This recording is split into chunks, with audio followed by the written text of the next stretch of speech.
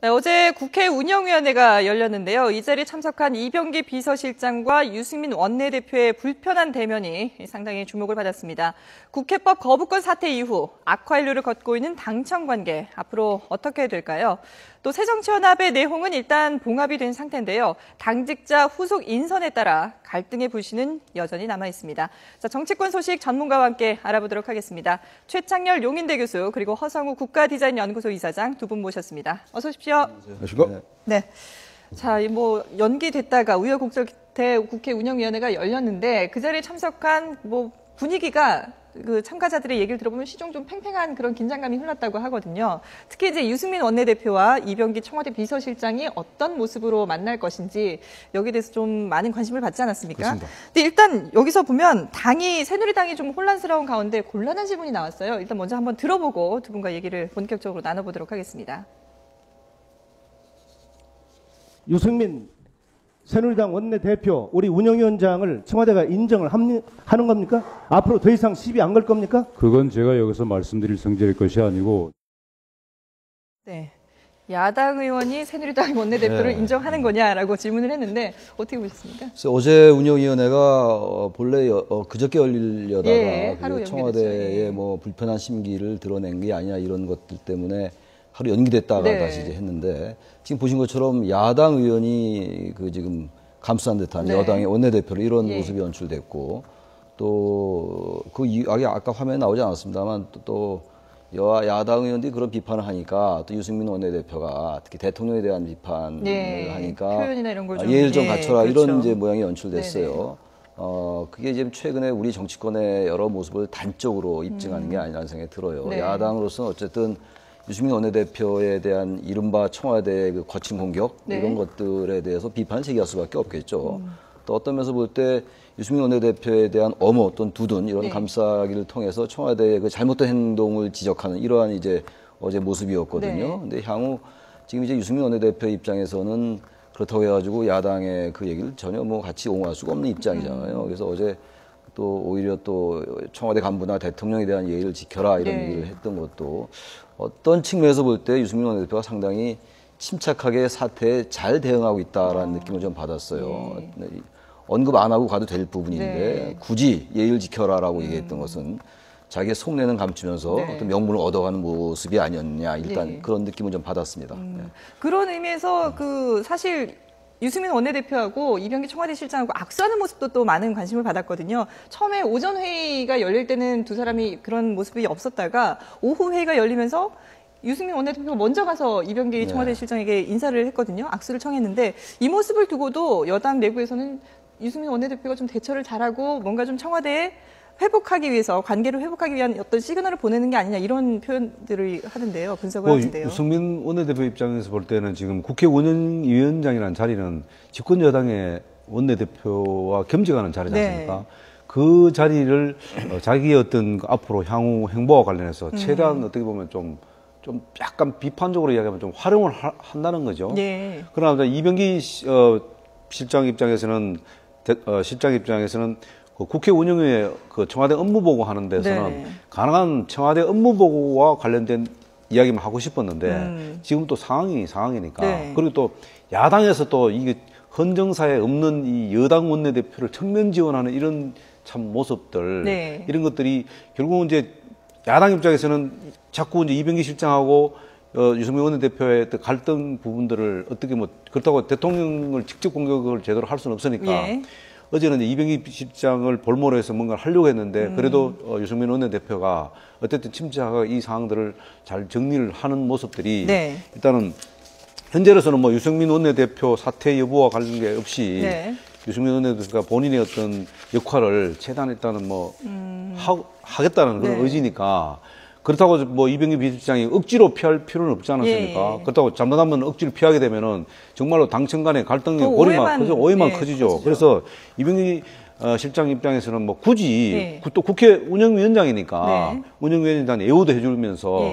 그러면서 마치 지금 아무것도 없는 것처럼 이렇게 하는 모습도 어떻게 보면 자연스럽다. 그렇죠. 두 사람 지금 악수하는 모습인데 저것은 그렇게 나쁜 모습은 아닙니다. 다만 이제 유승민 원내대표가 너무 이제 국회 운영위원회에 있는 이런 상황들을 네. 본인의 어떤 상황과 관련해 연관시켜서 지나치게 의식을 하면은 오히려 또 역작용이 일어날 수도 있습니다. 유승민 원내대표가 뭐 의식한 건 별로 전 없다고 보는데, 그 자신의 입장을 특별히 얘기하지 않았잖아요. 네. 그야말로 운영위원장으로서 이 자리가 이제 청와대 결산을 논의하는 자리니까 주제에서 벗어난 얘기는 하지 말라는 얘기를 했으니까 뭐 유승민 원내대표가 그런 부분을 가지고 우리가 운영인을 가지고 활용하는 거 아니야라는 그 얘기를 하기엔 좀 논거는 좀 빈약한 것 같고 기왕에 뭐 얘기 나왔으니까 근데 유승민 원내대표와 이병기 실장이야 뭐 2002년도 이해창 대선 할 때도 그랬고 2007년도 이명박 후보와 박근혜 후보가 경선할 때도 같은 동지적 관계였어요. 워낙 두 분이 친한 관계고 그런데 어쨌든 이병기 실장의 여러 발언들 중에서 뭐 각자의 입장이 있으니까 뭐 충분히 이해한다 하더라도 대통령의 6월 25일 날 국무회의 때 발언에 대해서 대통령께서 국민을 생각하는 절절한 마음에서 그렇게 삶을 생각해야 한다는 그런 대통령의 절절한 마음이 표현된 거다 이런 얘기를 했거든요. 그렇죠. 전 문제의 본질에서 많이 좀 벗어난 것 같다. 대통령 이병기 실장의 그 얘기를 답변이, 했어요. 왜냐하면 대통령 비서실장으로서 물론 대통령의 입장을 이제 같이 두둔하는 건 맞는데 굳이 꼭 이렇게 얘기를 해야 되냐. 사실 이런 것보다는 어쨌든 유승민 원내대표에 대한 어떤 대통령의 불편한 마음이 드러났던 거잖아요. 근데 그 부분을 이렇게 아무리 대통령 비서실장이라 하더라도 국민의 삶을 생각하는 절절한 마음이었다고 얘기하는 게 일반 국민의 인식과는 좀 동떨어져 있는 것 같았다라는 그 비판을 좀 하고 싶습니다. 근데 이 표현이 결국은 대통령의 마음은 바뀔 뜻이 없다. 이거를 또 다시 한번 확인해 그렇죠. 주는 게 왜냐하면 아닐까요? 사실 이병기 비서실장의 발언이라는 것은 지금 굉장히 지금 예민한 시점에서 자칫 그 어떤 오해 국민들 아니면 야당에 빌미를 줄 수 있는 자칫 잘못된 발언을 하게 되면 오히려 그게 대통령한테 누를 끼치 있는 입장이죠. 그리고 비서실장 입장에서는 당연하죠, 그거야. 저는 당연하다고 봅니다. 누가 그런 비서실장의 상황에 맞더라도 당연히 지금 대통령께서는 지금 유승민 원내대표한 부정적 시각을 갖고 있는데 그것을 비서실장이 와서 아무리 국민들의 입장을 생각하더라도 그것을 잘못 발언하게 되면 또 다른 화근을 불러일으키는데 그 상황에서 마치 뭐 대통령이 아닌 것처럼 대통령이 유승민 원내대표한 비판적 시각이 아닌 것처럼 개인의 의견을 이야기한다는 것은 저는 오히려 비서실장으로서 역할은 잘못됐다. 다만 이제 지금 어제는 운영위원회에서 청와대 업무보고이기 때문에 이병기 실장이 가능하면 업무보고에 충실하려고 하는 그 모습은 당연합니다. 그리고 지금 이 상황에서 이병기 실장이 발언할 수 있는 것은 굉장히 제한적이다. 왜냐하면 할 수 있는 이야기가 없습니다. 자칫하면은 야당에 또 다른 빌미를 댈 수 있기 때문에 저는 그 선에서 잘 막았다고 저는 그렇게 봅니다. 근데 지금 보면 어제 그 유승민 원내대표의 얘기를 들어보면 20일까지 이제 추경 예산안을 처리를 하겠다라고 얘기를 했잖아요. 그러면 이제 본인이 20일까지는 계속 일을 하겠다라는 얘기니까 사퇴 의사가 없다고 다시 한번 또 밝힌 아주 강하게 얘기하는 거라고 봐야 돼요. 6일 날이 이제 그 국회법 개정안을 제2에 붙인 날이잖아요. 그래서 이른바 친박계 의원들의 얘기에 의하면 7월 6일까지는 사퇴할 시간을 좀 주자. 그다음에 국회법이 이제 개정안이 부결되면은 어쨌든 국회법 개정안을 여야가 합의로 통과시켰으나 거기에 원내대표가 역할을 했으니까 부결된 것에 대한 책임을 지는 모습의 명분을 가지고 사퇴를 시키는 이런 그림을 가지고 있는 거잖아요, 지금. 근데 지금 말씀하신 것처럼 7일날 운영위원회 얘기도 또 했어요. 7월 7일날 운영위원회를 연들어 열겠다. 그리고 지금 현재 추경 예산안을 이제 정부가 20일까지 통과시키겠다는 입장이잖아요. 새누리당도 열심히 다 하겠다. 그게 뭡니까? 사퇴를 안 하겠다는 일을 굳이 할 필요가 없는 거예요. 원내대표로서의 역할을 7일날 아니라 20일까지도 난 충실히 이행하겠다라는 얘기잖아요. 또 하나 말씀드리고 싶은 게 계속 7월 6일을 강조하면 강조할수록 유승민 원내대표는 사퇴할 시기를 그 날로 잡을 수가 없어요. 그럼 쫓겨나는 게 되잖아요.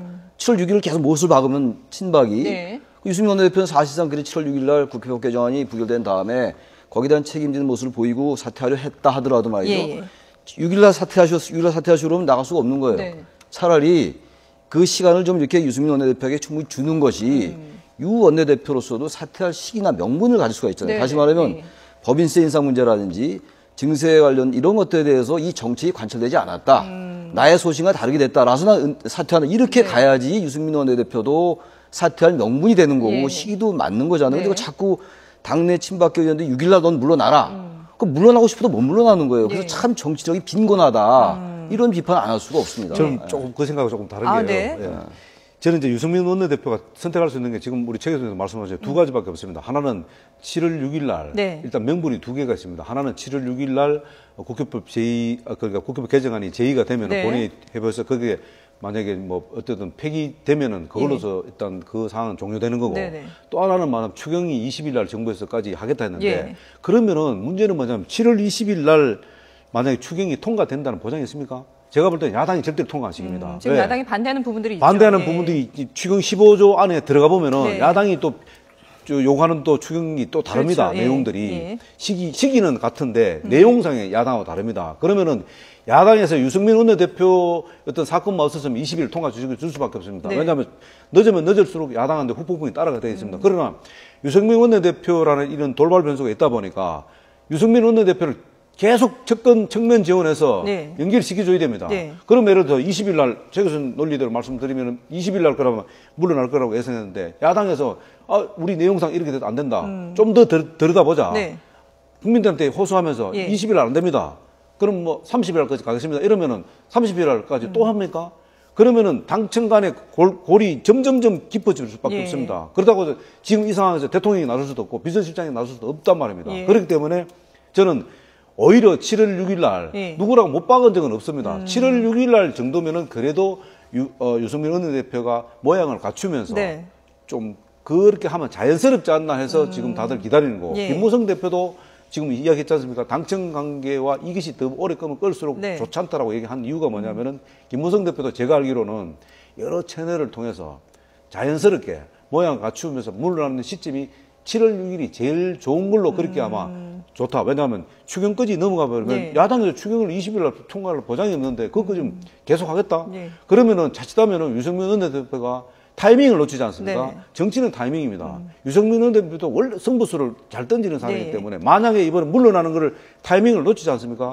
절대로 여론이 유승민 원내대표한테 나는 유리하다고 보지 않기 때문에 예. 그 시점을 적절한 시점이 저도 개인적으로 봤을 때 7월 6일이 굉장히 자연스럽다. 제 네. 얘기는요. 그래 보는 7월 6일 날이 됐건 20일이 됐건 대통령과 원내대표의 이 대립하는 모습이 계속 비춰지는 네네. 거는 아마 특히 TK 대구 쪽의 여론이 아마 유승민 원내대표에게 부정적으로 선회할 가능성이 충분히 네. 있어요. 왜냐하면 전체적으로 여권에 굉장히 부담으로 작용하기 때문에 네. 그런 면에서 너무 늦추는 것이 안 좋을 수도 있으나 물론 근데 그것도 또 여론이 또 어떻게 될지 또 모르는 겁니다. 그렇죠. 우린 이 기본적으로 대통령의 말을 따라야 된다는 걸 기본 전제로 하니까 자꾸 이런 논의가 나오는 건데 네네. 그러나 중요한 건 제가 아까 말씀드린 요지는 7월 6일로 자꾸 못 박는 것은 물론 못을 박았다는 게 무슨 의총에서 결정되고 뭐 최고위원회에서 결정된 건 아니라 하더라도요. 네.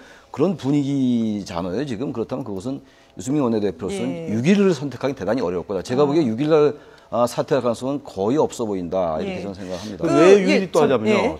그날 이제 이 자연스러운 게 왜 7월 6일이 네네. 자연스러우냐면 한 가지 더 보태면은 네. 국회 본회의가 열리기 때문에 네. 본회의에서 국회법 개정안의 제의가 상정이 되기 때문에 예. 그와 관련해서 의총이 열립니다. 의총이 열리면은 자연스럽게 유승민 원내대표가 이 사퇴의 변이라든가 또 본인의 심정을 얘기할 수 있는 장이 마련되기 때문에 네. 그래서 자연스럽다는 거죠. 그러면 여론이 어떤지, 유승민 원내대표의 네. 사퇴에 대한 여론이 어떤지를 그러면 저희가 한번 좀 보도록 하겠습니다. 갤럽이 여론조사를 한 건데요. 일단 유승민 원내대표의 사퇴 여부에 대해서 사퇴해야 한다가 31%, 그리고 사퇴해서는 안 된다가 36%, 그리고 모르겠다, 뭐 의견을 유보한 응답이 33%입니다. 거의 뭐 비등비등해요, 사실. 네. 오차범위 안에 있기 때문에. 다음 보여주실까요? 네. 그런데 이게 지역별로 보면 대구, 경북, 그러니까 이제 유승민 원내대표의 지역구기도 하고 또 이제 그 박근혜 대통령이 또 이제 강세를 보이고 있는 지역인데 지지층인데 찬성이 46%고 반대가 28%입니다. 유승민 원내대표의 사퇴 쪽에 조금 더 여기서는 무게가 실려 있죠. 네. 이번에는 새누리당 지지층 내부에서 조사를 한 건데요. 사퇴해야 한다는 의견이 45%, 그리고 사퇴 반대가 26%, 역시 사퇴 쪽으로 조금 더 기울어져 있습니다. 반대로 야당 지지층의 의견은 사퇴를 반대한다가 56%로 절반 이상을 넘었고요. 그리고 사퇴해야 한다가 22%입니다. 일단 유승민 원내대표의 그 거치 조사는 한국갤럽이 6월 30일부터 7월 2일까지 조사를 했고요. 성인 1,004명을 대상으로 조사를 한 결과입니다. 이 여론조사 결과를 보면은 뭐 사퇴를 해야 되는지 안 해야 되는지 그러니까 이제 뭐 그 명확하게 결론을 내리기가 쉽지 않을 것 같아요. 전체적으로는 36대 31이니까 예. 오차 범위이기 때문에 예. 이건 뭐 거의 같은 숫자예요. 그렇죠. 근데 지역별로 또 나이별로 네. 또 정치 성향별로 아주 확연하게 엇갈리잖아요. 그렇죠. 그러니까 이미 이 유승민 원내대표의 사퇴권, 네. 그 거부권, 국회법 개정안에 대한 거부권으로부터 촉발된 이 사안은요, 이미 진영 논리화했습니다. 아주 그리고 여당 내에서 누가 옳다 그르다를 떠나서 네. 완전하게 이렇게 편이 갈리는 권력 투쟁의 양상을 띠고 있는 네네. 것이고 친박과 비박 간의 대립구도 당연한 것이고 예. 말이죠. 또 이제 뭐 친유승민이냐 반유승민이냐라는 얘기가 나올 정도가 네네. 됐어요. 게다가 내년 총선을 염두에 두지 않을 수가 없고 특히 그렇죠. 수도권 의원도 예. 그렇습니다. 그런 또 대구 지역 이 영남 의원은 또 다르고 말이죠. 네. 같은 영남에서도 대구 TK가 다르고 또 부산, 울산, 경남이 또 달라요. 네네. 저 여론조사가 그렇습니다. 그렇죠. 이런 것들을 볼 때 국민의 여론이 어느 쪽으로 완전히 쏠린다고 말하기는 대단히 어려워요. 네. 지금 아까 최종 결과는 36대 31이기 예. 때문에 문제는 누가 명분을 갖느냐의 문제인데 현실적으로 아까 말씀하신 것처럼 유승민 원내대표가 계속 사퇴하지 않으면은 네. 지금의 여론은 전체적으로 볼 때는 오차범위이긴 합니다만 네. 유승민 원내대표가 사퇴하지 않는다 쪽으로 좀 기우는 것 같긴 한데 네. 사퇴하지 않는 게 바람직하다라는 게 네.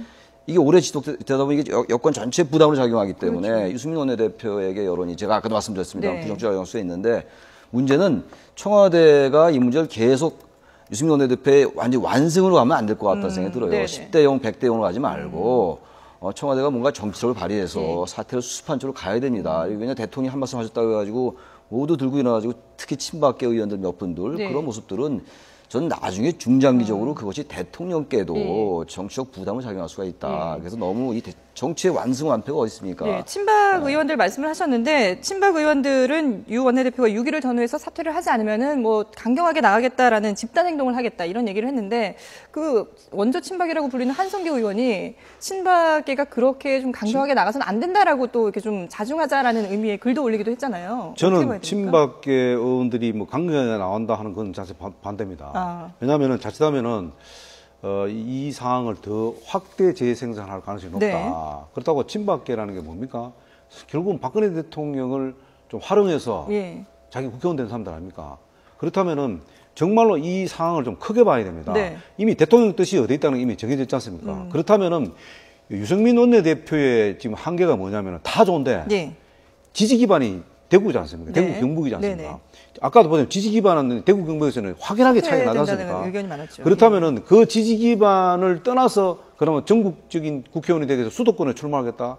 거의 제가 볼 때는 그런 수를 뜨지 않을 겁니다. 네. 그렇기 때문에 그런 상태에서 만약에 다음 안 물러난다고 친박계가 갑자기 전면에 나서서 네. 만약에 유승민 원내대표를 막 대놓고 공격을 하게 되면 오히려 유승민 원내대표만 키워줍니다. 네. 그렇기 때문에 그런 무모한 행동은 안 하는 게 저는 좋다. 그것이 과연 대통령을 위하는 길인가? 네. 그거는 한번 생각해 봐야 예, 됩니다. 알겠습니다.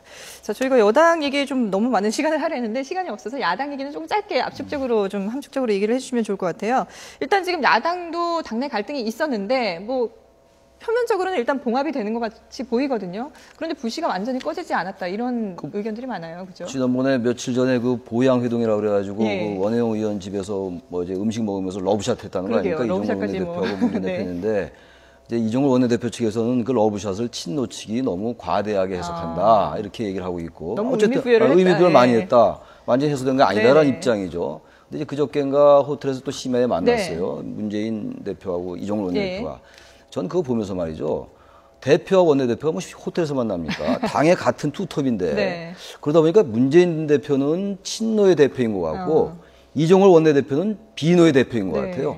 호텔에서 만나고 발표 또 어떻게 했냐면요. 따로 했죠. 당 대변인과 원내대변인이 또 따로 예. 했어요. 이건 그야말로 봉합됐다고 얘기는 합니다만 네. 그래서 최재성 사무총장이 인정했다고는 얘기합니다만 그런 전반적인 절차나 모양으로 볼 때 그 당의 내용을 있는 그대로 육면적으로 증명하는 거다. 네. 그걸 한 명이 나와서 발표하면 되는 것이 양쪽이 발표했다는 것도 그렇고 어쨌든 그래서 봉합되는 분위기는 합니다. 최재성 사무총장이 인정하고 예. 그 대신 이제 정책의장을 뭐 최재천 의원을 해달라. 그러니까 또 비친노가 최재천 의원을 반대한 상황이에요. 네. 그러니까 여전히 지금 이 친노와 비노와의 갈등은 뭐 이 이른바 거부권 정국에서 좀 묻혀 있는 것 같기도 했고 그리고 두 대표하고 원내대표가 만나서 뭔가 이렇게 수습되는 국면이긴 합니다만 여전히 구조적으로 어렵다는 예. 측면이고 또 하나가 최근에 그 천정배 의원이 비노 진영 의원들을 예. 많이 만나고 말이죠. 그렇죠. 이종걸 의원과 또 박지원 의원이 비노 회동도 하고 그래서 이런 것들을 볼 때 당내에 존재하고 있는 이른바 신당 창당론, 분당론이 여전히 가라앉지 않았다 이렇게 신당 보입니다. 창당 가능성은 어떻게 보세요? 저는 거의 없다고 봅니다. 거의 없다. 왜냐하면 신당 창당의 핵심이 뭐냐 인물 중심인데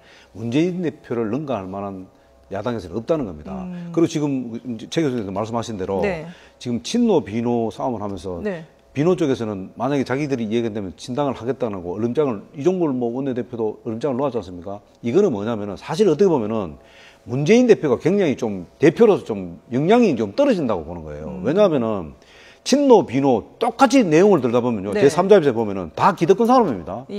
비노도 기득권을 싸움입니다.